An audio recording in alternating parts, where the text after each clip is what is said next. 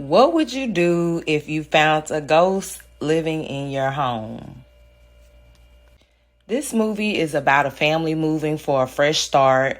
The family is played by Anthony Mackie, the father, whom you know for many different roles. The wife and mom, Erica Ash, known for many roles, particularly Survivor's Remorse and Sister Code. Then you have Jahi Allo Winston, hopefully I'm saying his name right, who is in Proud Married and The Upside, and he plays one of the sons, Kevin, who appears to be somewhat of an artistic introvert. The other son, Fulton, played by Niles Fitch, who also played in This Is Us, and he is a phenomenal actor, up-and-coming actor, by the way, to definitely look out for. Then we have David Harbour as the ghost, known for many roles such as The Equalizer, Brokeback Mountain, and Revolutionary Road. And finally, as far as the main characters that you would recognize, you have Jennifer Coolidge. I really like her. She's super funny to me. She plays Judy Romana, the host of a paranormal TV show. And this pretty much sums up the main characters for the movie. In the opening scene, we see the parents speaking with realtors, and they're looking at this really old, worn-down house. One they stop at in particular shows the son walking around. He's really not feeling it, vibes, while his older, annoying brother jumps out to scare him. He then asks his brother, "Are we really moving here?" And the brother replies, "No way." And then in the next scene, they move into their very home. During this move, we see the family has some tension, and apparently moving has been an ongoing theme for them. And this has Kevin unhappy. He's frustrated, likely due to always having to start over with new people, which I can imagine is kind of hard, especially for an introvert, it seems like himself. Him and the dad are seeing eye to eye while the mom tries to be the buffer. Kevin ends up meeting his neighbor next door at school who tells him, "Hey, you know your house haunted, right?" And she tries to link up with him, but he declines, likely due to fear of connecting with someone or shyness. I'm not quite sure in this moment.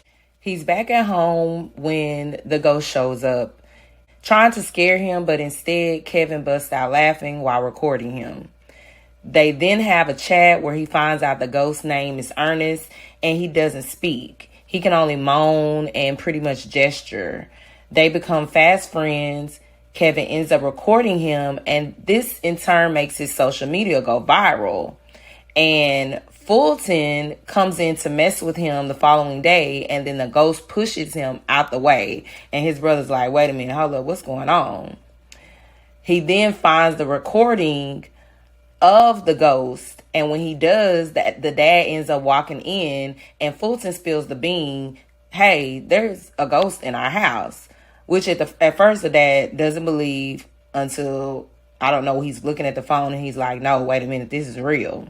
He then tells them to pinky swear they won't tell their mom so she doesn't freak out, which is an ultimate fail. She does find out from a friend who sees the viral video. So she's freaking out, going off on them while the ghost is right behind her. And when she turns around, she really, really loses it.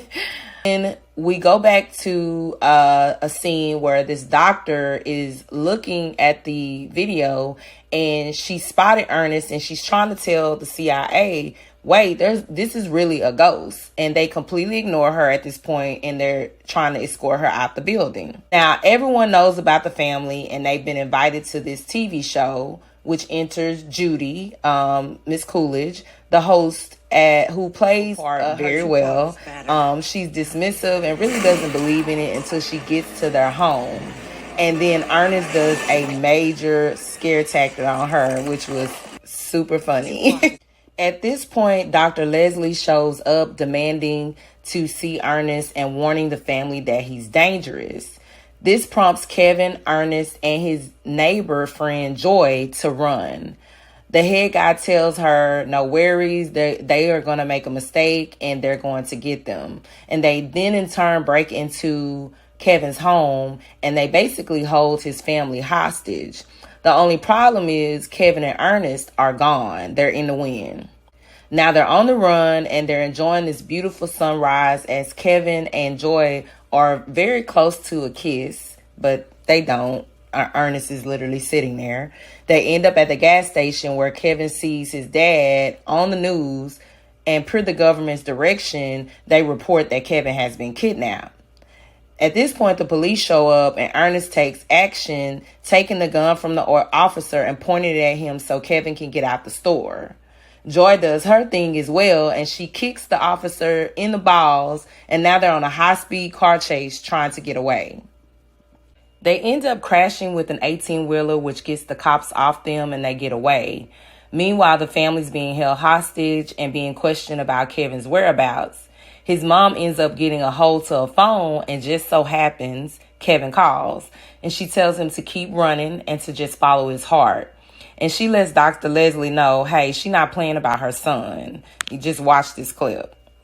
I'd just as soon swallow a bag of razor blades and chase it with some fresh lemon juice than to tell you jack shit. Now, Kevin, Ernest, and Joy are held up in a hotel room, and he shares with her why he's so upset and disconnected from his dad. And it's so funny how Ernest teases Kevin about him and Joy crushing on each other. They end up falling asleep in the bed together, which is so PG and cute, I might add. And the next day, they continue on their drive, and Kevin ends up at a man named Randy's home, to which he shares a photo of Ernest with a pregnant woman. Kevin asked him what happened, and come to find out, Randy's sister was Ernest's wife, and she died during childbirth. Ernest started drinking to cope and left the child, June, with Randy and his wife for an appointment and never came back. This is Randy's story. Kevin doesn't believe Randy, and he's questioning his story. Randy then tells Kevin maybe Ernest just can't remember because what he done was so bad, and the truth is too unbearable. Ernest then shows up right before the government burst in to capture them. They shoot Ernest with a force that makes him give up, and Kevin is just devastated. The family then returns home, and for once his brother is kind, telling him, hey, he's not tripping on the car they took. He's just happy he's okay.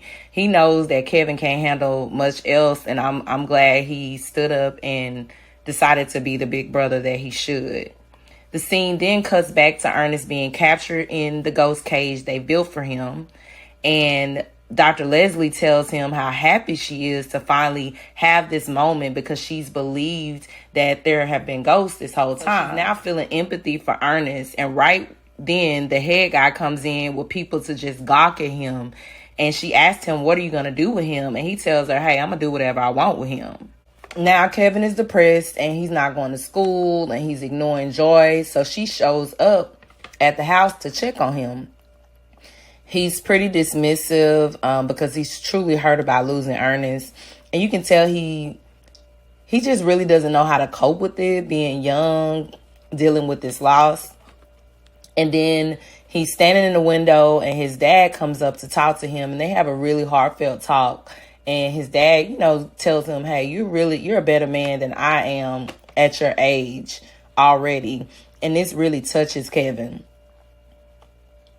Now we are back at Ernest. He's being bullied and forced to comply with the people at the CIA. And then that's when he has this moment where he remembers what happened to him. And y'all know what it is. Plot twist.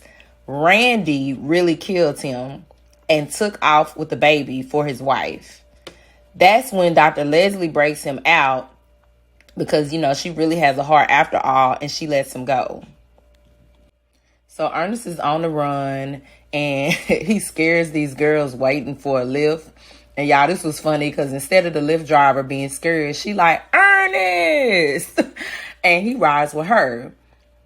Meanwhile, Kevin is at home, and he thinks Ernest has returned, but turns out it's Randy in his house. He believes Kevin knows what he did, and now the fellas are all walking around the house seeing who's intruded, and Randy has Kevin hostage. He tells them that his wife made him do it. They fight it out with Randy almost killing Kevin. Not sure how he beating all three men in the house, but he got the upper hand initially. Ernest steps in to protect Kevin, and Randy almost shoots him anyway, but Kevin's father knocks Randy out the window. Ernest is gone, and the government wants to know where he is at. Kevin says he doesn't know, which the agent isn't buying. And then we see Kevin bringing his daughter to him by the lake and the family spending time with him. Ernest was still here because he needed resolution. And now that Ernest has closure, he no longer needs to be here. And so he begins to disintegrate. He basically disappears, no longer needing to stay behind. Of course, Kevin is, really sad to see him go, but what can he do? In the end, the family moves just 5 miles away from their home, and Kevin's saying goodbye to Joy, attempting to give her a kiss before his dad pops in. And that's pretty much how the movie ends. And, they didn't want to kiss in the movie, I see, because that kiss just wasn't happening. I'm thinking somebody said no kiss. Now for my rating of the movie. I want to start off by saying that I rate movies based on several factors. Of course, the storyline, the acting, but I also rate based on the particular genre it is in, because I don't think you can compare this type of movie to like a heartfelt movie or drama like This Is Us or something like that to that level. So for me, for what categories in, which I feel is very PG, family friendly, I'm giving it a 4 out of 5. I know y'all gonna try to send for me in the comments, some of y'all, but you can argue with yourself because I love the movie. I thought it was super cute. It did what it came to do. It's supposed to be a family friendly movie. It had a good plot. I thought that it was just going to be about the government chasing him when really he had a true story or history behind being a ghost. So I thought that was well done. I felt like the actors did their part. It was a cute, funny movie, and it had a good conclusion, which a lot of these movies don't have these days. They leave you hanging and questioning like what is going on. I don't know who thought that was a good idea to do that, but I don't like movies that are left up to interpretation. This one was not. So I thoroughly enjoyed it. Again, I'm giving it a 4 out of 5. That's my opinion. I say go watch it, especially with your family. It's a good movie for anybody to enjoy. Thanks for watching. I'm Shay. You just watched another review from Click Play. Don't forget to like, comment, and subscribe.